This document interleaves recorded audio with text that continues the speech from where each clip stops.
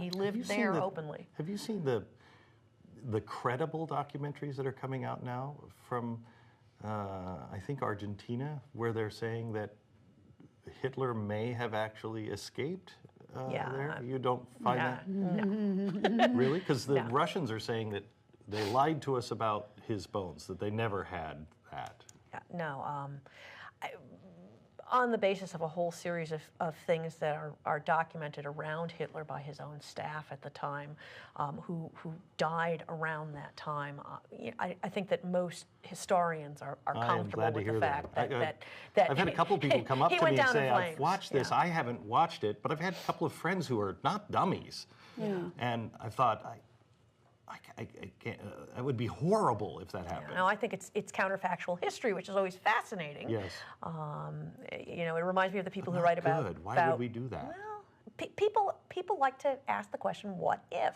Yeah, that's different. Yeah, that's different. Yeah. Anyway, so these papers.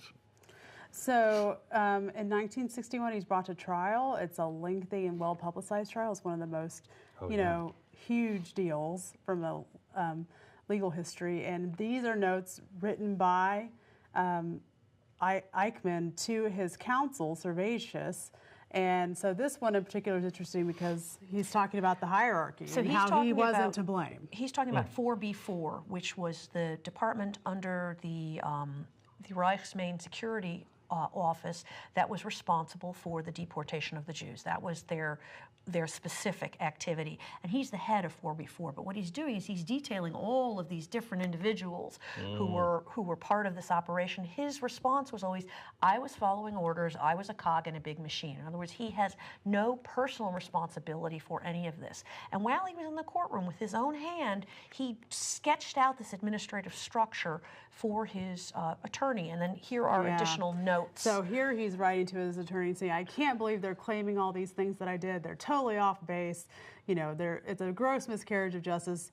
Basically, he's whining to his attorney, and his attorney is the one who actually marked this out, I guess, because of evidence rules. But this is one important collection we have at the museum about Eichmann. A second collection is by a guy named Edward Eichel, who's Let's stop there and come back just for this. So this is a related collection by a different donor to the museum, and he was an artist who was backpacking through Europe in 1960-61, heard about the Eichmann trial, and he thought he felt very strongly that there was no way through someone talking over the radio to really show someone how evil this guy was. So he made his way to Jerusalem and tried to get into the trial, which didn't work very well. So he gets to the door, and it's Israel. It's still a small country. Everybody knows everybody. Yes. And they're saying, no, you can't come in. And a guy that he had met a few years earlier in Europe says, "Eddie, my cousin, come in, come." So he brings him in, and so Eichel ends up sitting there for a couple of weeks as the trial is winding down. During the sentencing phase. And he sketches Eichmann in the glass booth as he's being sentenced.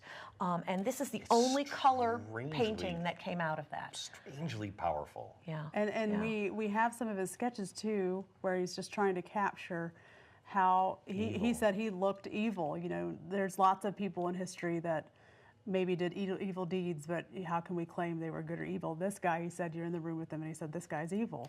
And he felt like art was the only way to portray that. Thank you for everything you guys do. If people want to contact you, because maybe they have something, how do they contact you?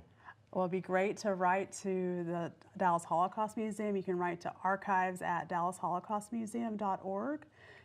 Or call the museum and I can get in touch. We can come visit you, or you can come visit the museum. We can talk about your artifacts. We collect specifically materials related to Holocaust survivors and liberators, but we're also interested in collections that show what was happening in Europe and on the U.S. side in communities before and after the war.